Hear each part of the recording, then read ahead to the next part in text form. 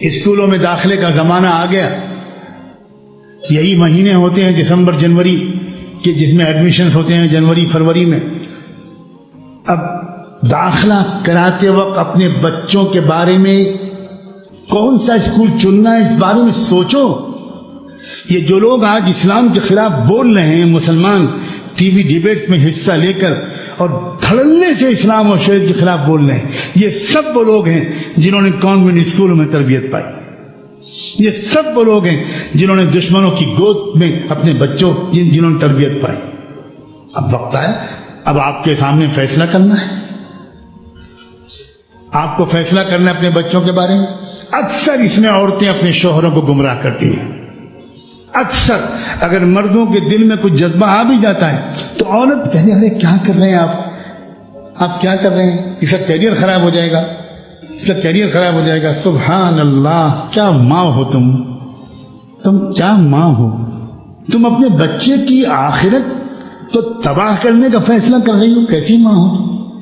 اس کا عقیدہ، اس کا ایمان، اس کی فکر، اس کی سوچ، اس کے جذبات، اس کی وفاداری سب تباہ ہو جائیں. وہ دشمنوں کے ہاتھ کا ایک آلے کار اور ہتھیار بن جائیں. تم اس پر آمادہ ہو.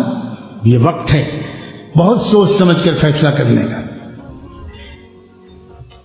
ایک نو مسلم تھا، ایک شخص تھا جو یہودیوں میں پیدا ہوا اور پھر وہ اسلام لایا. لیوپولڈس اس کا نام تھا پہلا. بعد میں اس کا نام اسلام لانے کے بعد محمد اسد رکھا گیا. بہت بڑا رائٹر، مصنف، مفکر تھا. اس نے اپنے اسلام لانے کے بعد بھی بہت ہی عجیب و غریب کتابیں لکھی ہیں. اس کی ایک کتاب کا نام ہے روڈ ٹو مکہ. اپنے اسلام لانے کی پوری داستان لکھی. اس نے یہاں تک لکھا ہے کیونکہ اس نے بڑا دورہ کیا اسلامی ممالک کا، اور اس نے اسلامی ممالک کو ایک کشمکش کے درمیان دیکھا کہ ایک طرف صورتحال یہ تھی کہ ایک modern western system of education ایک حملہ آور تھا، اور لگتا یہ تھا کہ ملکوں کی ترقی اس ایجوکیشنل سسٹم کے بغیر نہیں ہو پائی. اور دوسری طرف یہ بھی سامنے تھا بالکل کہ جو 2-3 نسلیں ان ایجوکیشنل کالجز اور سسٹم سے پڑھ کر نکلی وہ اسلام کی دشمن بن گئی. وہ فلم ایکٹر بنے، ایکٹریس بنے، شاعر بنے، موسیقار بنے، ادیب بنے، جرنلسٹ بنے، پولیٹیکل لیڈر بنے، سوشل ایکٹیوسٹ بنے، اکنامسٹ بنے، لیکن سب اسلام کے خلاف. اور ایک طرف جو اسلام کے وفادار لوگ تھے، شریعت و دین کے پابند تھے، ان میں غربت بھی تھی، ان میں ماڈرن ایجوکیشن کے لحاظ سے تھوڑی پسماندگی بھی تھی. تو یہ جو مغربی نو مسلم، اس سے لوگ پوچھتے تھے، اس کو لوگ آئیڈیل سمجھتے تھے کہ واٹ شوڈ وی ڈو، ہمیں کیا کرنا چاہیے، ہمیں کون سا ایجوکیشنل سسٹم اڈاپٹ کرنا چاہیے، ہمیں اپنے بچوں کو کہاں پڑھوانا چاہیے.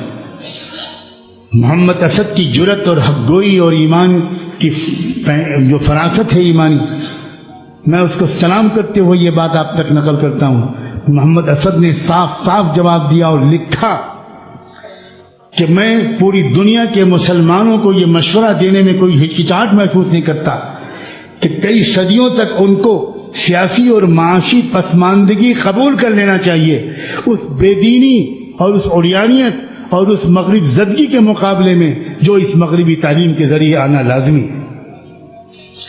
پسماندہ رہ جائیں ہم، یہ ہم کو منظور کر لینا چاہیے، لیکن ہم کو دین کو، اس اسلام کو جو بڑی مشکل سے مجھ کو ملا ہے، جو واقعی دنیا کا بہترین تہذیب ہے، اس کو چھوڑنے کی غلطی نہیں کرنی چاہیے. یہ ایک نو مسلم سبق سکھا رہا ہے.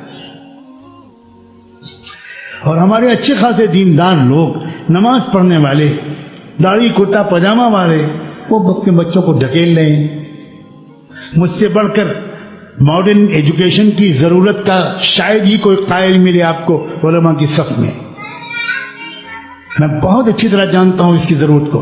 مشرق و مغرب کے پیمانے گھوم کر آیا ہوں، مغرب کی یونیورسٹیوں میں لیکچرز دے کر آیا ہوں.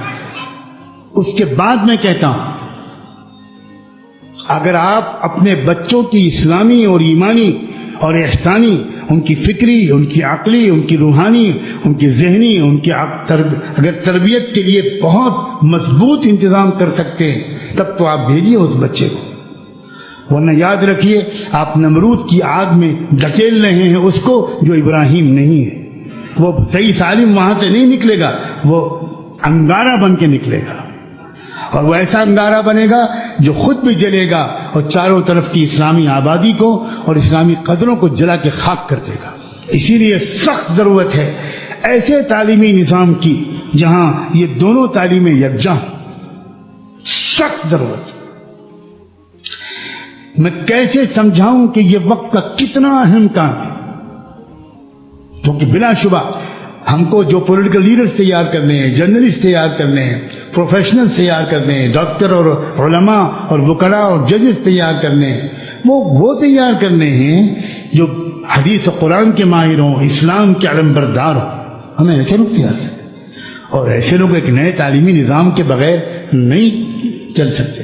تو جہاں یہ امکانات ہو وہاں اس کو ترجیح دیجیے، جہاں یہ امکان نہ ہو وہاں کم سے کم اپنے بچوں کے داخلے کے موقع پر آپس میں جب مشورہ کیجیے تو کیریئر کے ساتھ ساتھ آخرت کو سامنے رکھیے۔ اگر آپ ایمان رکھتے ہیں آخرت پر، اگر یقین ہی نہیں ہے کہ مرنے کے بعد نہ جنت ہے نہ جہنم، یہ سب بکواس ہے اور جھوٹ ہے، تو پھر جو چاہے کیجیے، پھر آپ کو کون مشورہ دینے کا مجھے حق ہے؟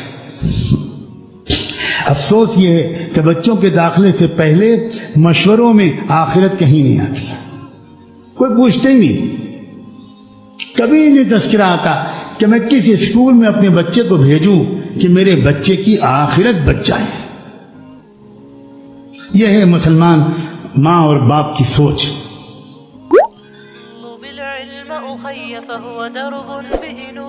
به ترقى به تحيا عالما حرا فخورا